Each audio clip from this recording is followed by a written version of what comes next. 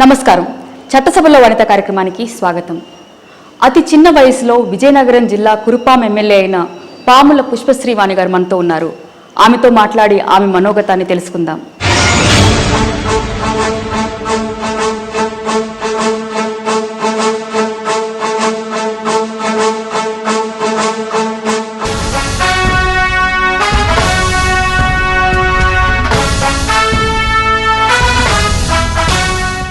నమస్తే పుష్పశ్రీవాణి గారు. చట్టసభలో వనిత కార్యక్రమానికి స్వాగతం. Thank you. అతి చిన్న వయసులో యంగెస్ట్ ఎమ్మెల్యేగా మీరు ఒక గురుతర బాధ్యత స్వీకరించారు. ముందుగా మా కంగ్రాచులేషన్స్. ఫస్ట్ టైం మీరు రాజకీయాల్లోకి రావడం, రాజకీయాల్లో కెరియర్గా ఎందుకు ఎన్నుకోవడం జరిగింది? రాజకీయాల్లోకి నేను రావాలని అనుకోలేదు. యాక్చువల్గా రాజకీయ ఇది కూడా లేదు, బ్యాక్గ్రౌండ్ కూడా లేదు. కానీ ఏంటంటే నా మ్యారేజ్ అవ్వడం, మా మామయ్య గారు ఎప్పటి నుంచో రాజకీయాల్లో ఉండడం, ఆయన కోడలికి టికెట్ అని నిర్ణయించడం వల్ల నాకు ఎమ్మెల్యేగా టికెట్ రావడం జరిగింది. పోటీ చేశాను. మా మామయ్య గారి దయ వల్ల, రాజశేఖర రెడ్డి గారి దయ వల్ల నేను విన్ అవ్వడం జరిగింది. సో మీకు కూడా ఇంట్రెస్ట్ ఉండింది రావాలని? నాకు పాలిటిక్స్ అంటే చాలా ఇంట్రెస్ట్. ఎందుకంటే నేను వ్యక్తిగతంగా రాజశేఖర రెడ్డి గారి అభిమానిని. పాలిటిక్స్లో రావాలని మామగారు ఎలా ఎంకరేజ్ చేశారు? మా మామయ్య గారు శత్రుచర్ల చంద్రశేఖర్ రాజు గారు ఎక్స్ఎమ్మెల్యే. మా మామయ్య గారు అంటే చాలా వేవ్ ఉంది మా కాన్స్టిట్యున్సీలో. ప్రతి ఒక్కరికి కూడా చంద్రశేఖర్ రాజు గారు అంటే అందరికీ తెలుసు. నేను పుష్పశ్రీవాణిగా వెళ్తే నన్ను ఎవరు పలకరించలేదు. చంద్రశేఖర్ రాజు గారు కాళ్ళు అంటే దగ్గరకు వచ్చి పలకరించేవారు. అందువల్ల మాకు విజయం చాలా ఈజీగా రావడం జరిగింది. మీ బాల్యం అంటే ఎక్కడ గడిచింది? మీరు ఎక్కడ చదువుకున్నారు, ఎక్కడ పుట్టారు? నేను వెస్ట్ గోదావరిలో బుట్టాయిగూడ మండలం దొరమావుడిలో నేను పుట్టడం జరిగింది. చిన్నప్పటి నుంచి అక్కడే పుట్టి పెరిగి చదవడం. దొరమావుడిలో గిరిజన సంక్షేమ ఉన్నత పాఠశాలలో 10th వరకు చదివాను. ఇంటర్మీడియట్ జంగారెడ్డిగూడెం సూర్య కాలేజీలో చదివాను. డిగ్రీ కూడా అక్కడ ఉమెన్స్ కాలేజీలో చదివాను. బీఎడ్ వచ్చి వైజాగ్లో చదివాను. వైజాగ్లో కారుణ్య కాలేజ్. సో మీ కుటుంబంలో యాక్చువల్లీ మీ తల్లిదండ్రుల వైపు నుంచి ఎవరు రాజకీయాల్లో లేరు? మా తల్లిదండ్రులు ఎవరు రాజకీయాల్లో లేరు. మా ఫాదర్ రిటైర్డ్ టీచర్. మీ ఎంతమంది అక్క చెల్లెలు? మేము 3 ఆడపిల్లలు, ఒక తమ్ముడు, ఒక అక్క, ఒక చెల్లి, తమ్ముడు. అక్కకి మ్యారేజ్ అయిపోయింది. బావగారు జర్మనీలో సాఫ్ట్వేర్ ఇంజనీర్. చెల్లి ఎంసీఏ కంప్లీట్ అయింది రీసెంట్గా. తమ్ముడు బీటెక్ ఫైనల్ ఇయర్. సో మీరు ఏం చదువుకున్నారు? యాక్చువల్లీ గ్రాడ్యుయేషన్ ఏం చేశారు? BSc BEd. ఎలా ఉండేది అంటే మీరు చదువుకునే రోజుల్లో ఏమన్నా లీడర్షిప్ క్వాలిటీస్ మీలో ఉండేవా? అంటే యూనియన్ యాక్టివిటీస్లో కానీ యాక్టివ్గా పాల్గొనడం కానీ ఉండేదా? యాక్చువల్గా నేను నాకు రాజకీయాలు అంటే ఏమీ తెలియని వయసులో కూడా నేను ఎదిగిన తర్వాత నేను ఒక ఆఫీసర్ని అయ్యి గిరిజనుల కోసం ఏదైనా చేద్దామని అనుకునేదాన్ని. గిరిజనుల సమస్యలు అవి దగ్గరుండి చూడడం, నేను ఒక ఆఫీసర్ని అవుదాం లేకపోతే ఒక కలెక్టర్ని అవుదాం, అవి గిరిజనుల కోసం ఏదైనా చేద్దాం అనుకునేదాన్ని. అదృష్టవశాత్తు నేను రాజకీయాల్లోకి రావడం జరిగింది. స్నేహితులు ఎక్కువ ఉండేవాళ్ళు? నేను కాలేజ్లో అన్ని యాక్టివిటీస్లో ఫస్ట్ ఉండేదాన్ని. మా కాలేజీలో ఏ పార్టీ జరిగిన మ్యాక్సిమం ఆర్గనైజేషన్స్ అన్నీ నేనే చేసేదాన్ని. హాస్టల్లో కూడా మెయిన్గా లీడర్గా నేనే ఉండేదాన్ని. మా ప్రిన్సిపల్ సార్ కానీ మా వార్డెన్ కానీ ఎవరైనా మ్యాక్సిమం నన్నే ఎక్కువగా సెలెక్ట్ చేసేవారు. మీరు చదువుకునే రోజుల్లో మీరు మర్చిపోలేని సంఘటన ఏదైనా ఉందా? నేను చదువుకునే రోజుల్లో కాలేజీ టైంలో ఫేర్వెల్ ఫంక్షన్ ఒకసారి జరిగింది. ఆ ఫేర్వెల్ ఫంక్షన్లో మేము ఒక స్కిట్ వేయడం జరిగింది. ఆ స్కిట్ సూపర్ హిట్ అయింది కాలేజ్ మొత్తంలో. ఆ స్కిట్లో ఏ క్యారెక్టర్ అయితే ఉందో ఆ క్యారెక్టర్తో నన్ను 2 years పిలవడం జరిగింది. అంటే నేను ఆ కాలేజ్ నుంచి బయటకు వచ్చే వరకు కూడా ఆ స్కిట్లో ఉన్న నేమ్ తోటే నన్ను పిలవడం జరిగింది. అది నా మెమరబుల్ మూమెంట్. ఏ క్యారెక్టర్ వేశారు మీరు అందులో నేను టీచర్ క్యారెక్టర్ వేసాను. అందులో నేను ఏమంటానంటే ఎలక్ట్రిసిటీ అని స్టూడెంట్ అంటుంది. దాన్ని ఎలక్ట్రిసిటీ కాదు ఎలక్ట్రిసిటీ అంటాను. అప్పటి నుంచి నన్ను అందరూ ఎలక్ట్రిసిటీ అని పిలవడం జరిగింది. మీకు అదొక బిరుదులాగా అది మర్చిపోలేని సంఘటన. అది అంత బాగా క్లిక్ అయిందంటే ప్రతి ఒక్కరు నన్ను ఆ పేరు పెట్టే పిలిచారు. మా లెక్చరర్స్ కానీ మా ప్రిన్సిపల్ సార్ కానీ ఎవరైనా. ఆ తర్వాత జీవితంలో మీరు మర్చిపోలేని గుర్తున్న సంఘటన ఏమన్నా? నాకు చదువుకున్న రోజుల తర్వాత మర్చిపోలేని సంఘటన అంటే నా మ్యారేజ్. నేను మర్చిపోలేని సంఘటన. అంటే మీరు అప్పట్లో మీ మ్యారేజ్కి ముందు మీరు ఇలాగ రాజకీయాల్లోకి వస్తారని కూడా మీరు అనుకోలేదు? ఏ కెరియర్ అని కూడా మీరు ఆలోచించలేదా? నేను రాజకీయాల్లోకి వస్తానని నేను ఎప్పుడు కల్లో కూడా అనుకోలేదు. కానీ నాకు రాజకీయాల్లోకి వెళ్ళాలంటే ఇష్టం. దట్టు మా అత్తయ్య గారు వాళ్ళ ఆచారాలు నేను మా టీవీలో సీరియల్స్ చూసి ఇలాంటి ఆచారం ఉంటే బాగుంటుంది, ఇలా ముసుగు వేసుకోవడం అలాగా ఉంటే బాగుంటుంది, కాళ్ళకు నమస్కారం చేయడం ఇలాంటివి ఉంటే బాగుంటాయి అనుకున్నా. నాకు ఎగ్జాక్ట్గా అలాంటి ఫ్యామిలీ నాకు అత్తవారిల్లు అవ్వడం నా అదృష్టం. సో ఇంట్లో మీరేమో ముసుగు వేసుకుని అలాగే సంప్రదాయంగా వేసుకుని సంప్రదాయంగా ఉంటాం. ఈ రెండు బ్యాలెన్స్ చేయడం మీకు ఏ విధంగా ఉంటుంది? ఈ రెండు బ్యాలెన్స్ చేయడం యాక్చువల్గా చాలా కష్టం. ఇంట్లో కోడలుగా, భార్యగా, ఇప్పుడు ఒక ఎమ్మెల్యేగా ఈ 3 బాధ్యతలు నేను చేయడం జరుగుతుంది. ఫస్ట్లో కష్టం అనిపించింది, అలా అలా ఇప్పుడు అలవాటు అయిపోయింది. వివాహం అంటే ఏ విధంగా జరిగింది? అరేంజ్డ్ మ్యారేజ్ అంటే? Arranged marriage. మా ఫాదర్ మదర్ కూడా నాకు మ్యాచెస్ చూస్తున్నప్పుడు మా రిలేటివ్స్ ద్వారా, మా బావగారి ద్వారా కానీ నాకు ఈ మ్యాచ్ వచ్చింది.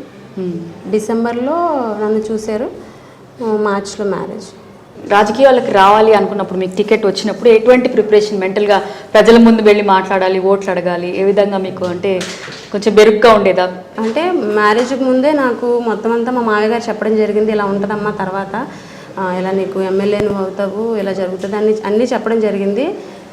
ముందుగా నాకు అన్నీ ప్రిపేర్ చేశారు మా మామయ్య గారు అవ్వచ్చు, నా భర్త పరీక్షిత్ రాజు గారు కూడా నన్ను దగ్గరుండి ప్రిపేర్ చేసి ప్రజల ముందుకు తీసుకెళ్ళారు. కాబట్టి నాకు ఏ భయం లేకుండా నేను ప్రజల్లోకి వెళ్ళాను. పాముల పుష్పశ్రీవాణి జననం జూన్ 22, 1986. జన్మస్థలం పశ్చిమ గోదావరి బుట్టాయగూడెం మండలంలోని దొరమామిడి గ్రామం. తల్లిదండ్రులు గౌరీ పార్వతి, నారాయణమూర్తి. విద్యార్హత BSc B.Ed. వచ్చిన భాషలు తెలుగు, హిందీ. వివాహం మార్చి 14, 2014లో జరిగింది. భర్త శత్రుచర్ల పరీక్షిత్ రాజు. రాజకీయ ప్రవేశం 2014లో జరిగింది. విజయనగరం జిల్లా కురుపాం నియోజకవర్గ శాసనసభ్యులుగా ప్రస్తుతం బాధ్యతలు నిర్వహిస్తున్నారు. నియోజక అభివృద్ధితో పాటు గిరిజనుల సంక్షేమానికి కృషి చేయడమే తన ఆశయమంటారు.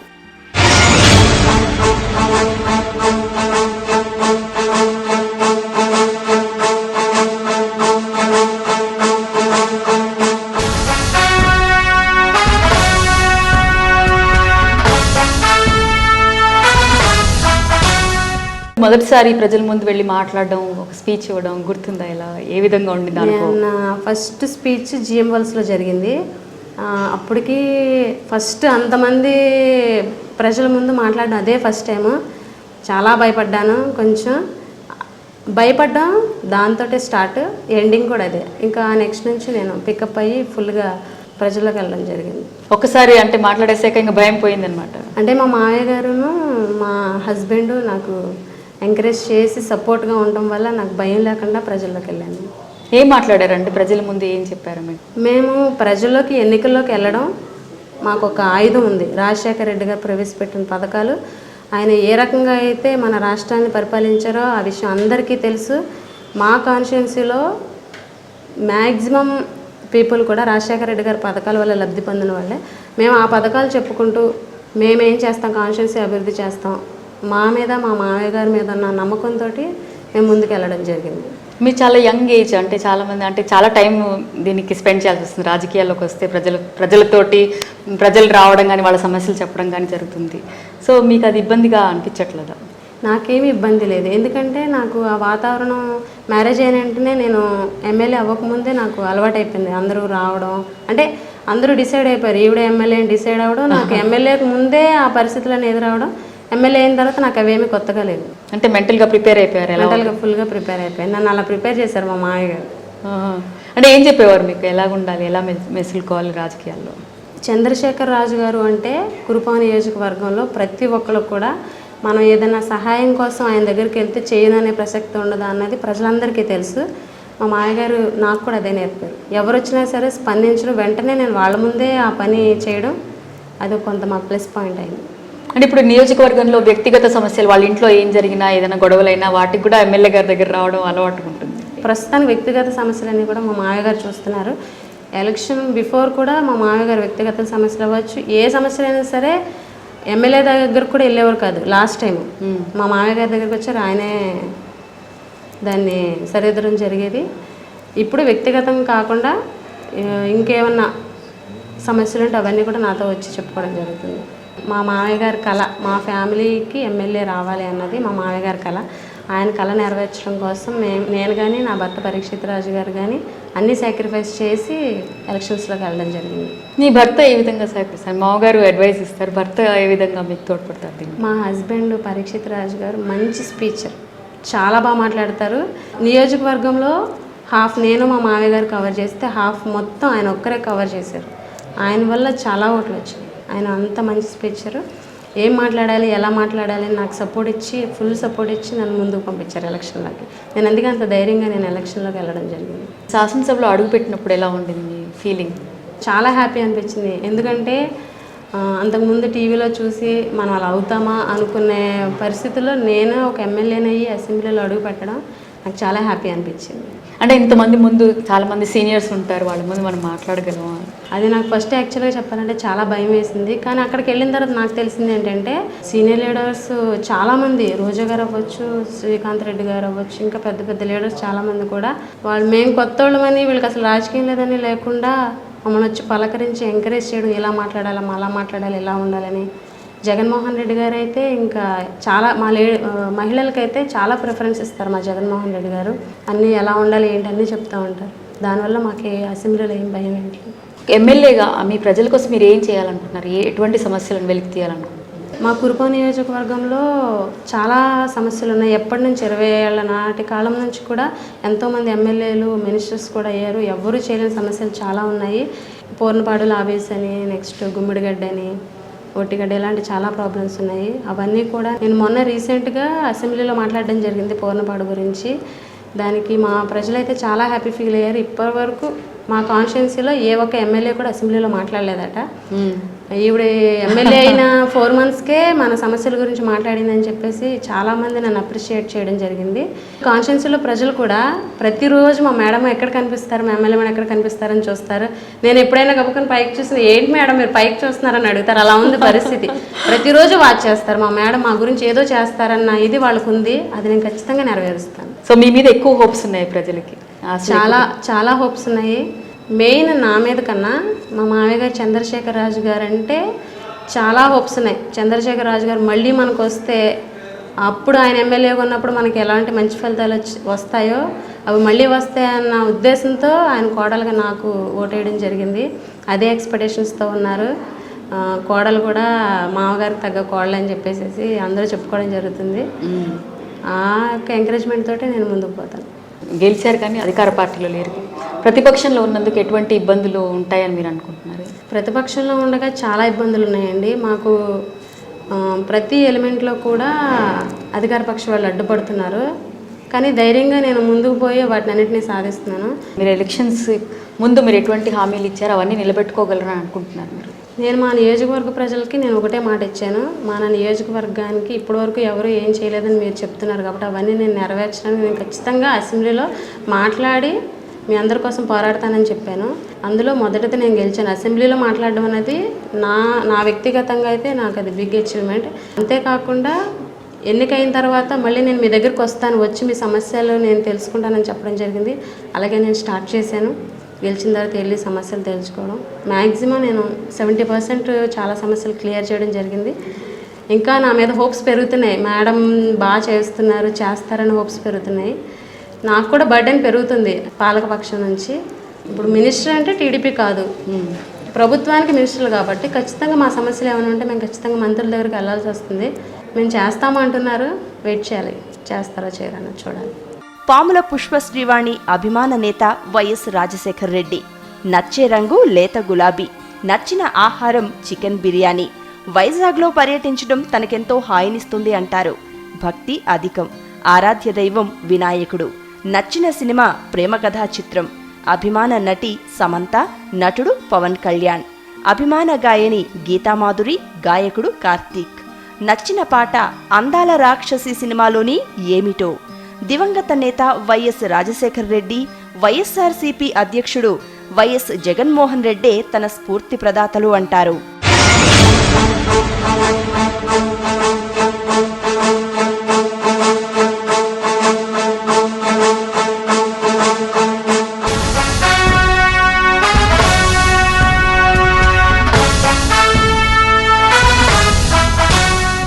కొత్త రాష్ట్రం కాబట్టి ఇది ఒక ఛాలెంజ్ కాబట్టి ఎటువంటి సమస్యలు ఉంటాయని?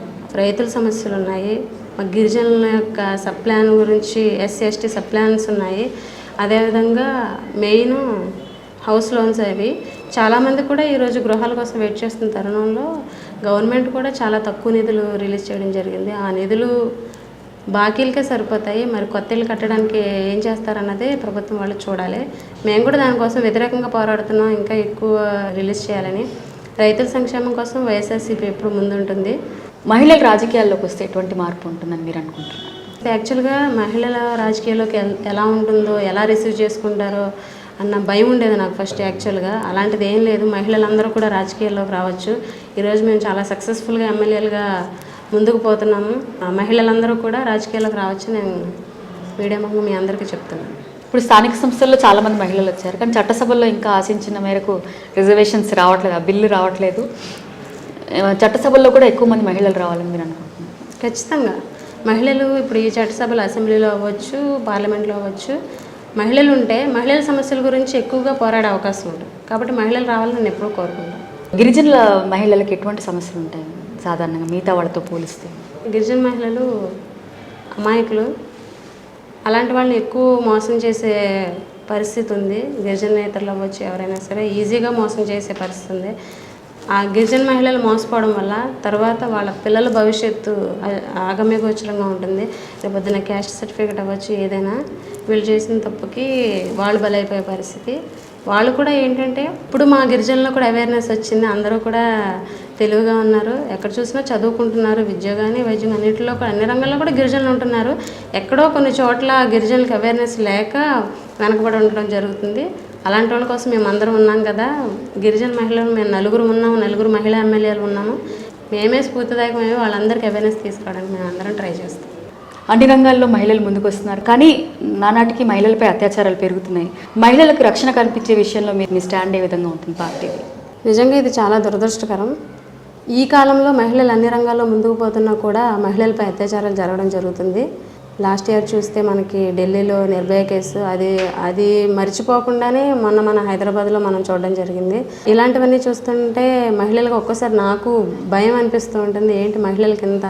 అందుకనే మేము ఖచ్చితంగా మహిళల కోసం, రక్షణ కోసం ఖచ్చితంగా వైఎస్ఆర్సీపీ పార్టీ తరఫు నుంచి పోరాటం చేస్తాం.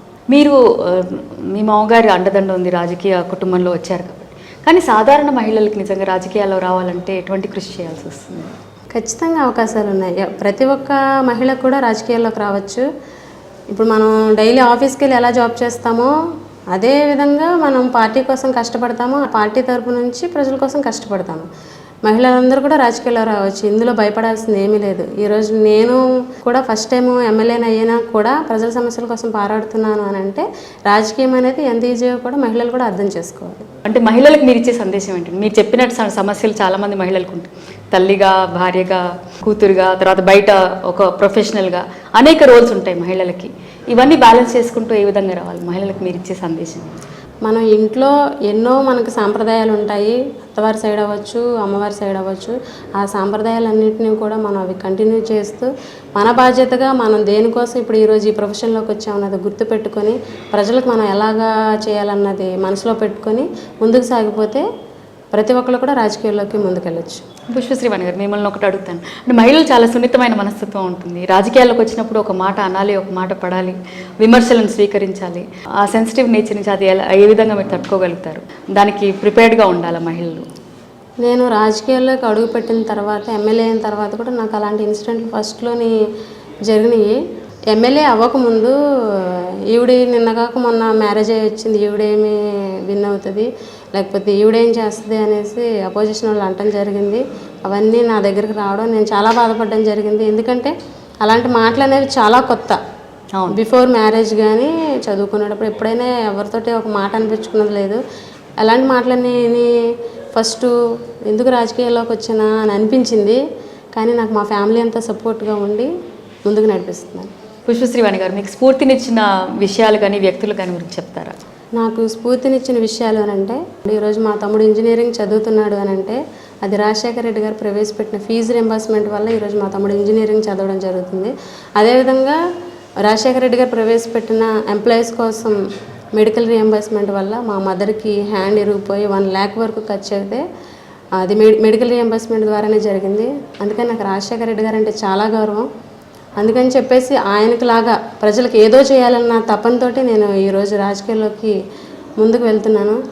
దేవుడి దయ వల్ల అవన్నీ కూడా మంచి జరగాలని కోరుకుంటున్నాను. అంటే మనం ఏదైనా చేస్తే నలుగురికి ఉపయోగపడాలి అనేటువంటి భావన. అంటే ఒక మధ్యతరగతి వాళ్ళు అవ్వచ్చు, లేకపోతే పేదవాళ్ళు అవ్వచ్చు, ఎవరైనా సరే మనకి ఎవరైనా ఏదైనా చేస్తే బాగున్నా అన్న ఇదితో ఎదురు చూస్తూ ఉంటారు. అలాంటి ఎదురు చూసే వాళ్ళలో మేము ఉండేవాళ్ళం. ఆ ఫలితాన్ని మేము పొందాము రాజశేఖర రెడ్డి గారి దయ వల్ల. అలాంటి యొక్క బాధ ఎవరికి రాకూడదన్న ఉద్దేశంతో ప్రజలకు ఏదో చేయాలన్న తపనైతే నాలో ఉంది. ఖచ్చితంగా నేను ప్రజలకి ఒక ఎమ్మెల్యేగా నేను ఖచ్చితంగా చేస్తాను. పుష్పశ్రీ వాణి గారు చాలా చక్కని విషయాలు చెప్పారు. యాజ్ ఎ యంగ్ ఎమ్మెల్యే మీకు ఇంకా లాంగ్ ఇన్నింగ్స్ ఉండాలని, మీరు నిజంగా మీరు ప్రజలకు చాలా సేవ చేయాలని కోరుకుంటున్నాం. Thank you very much. నమస్కారం. Thank you.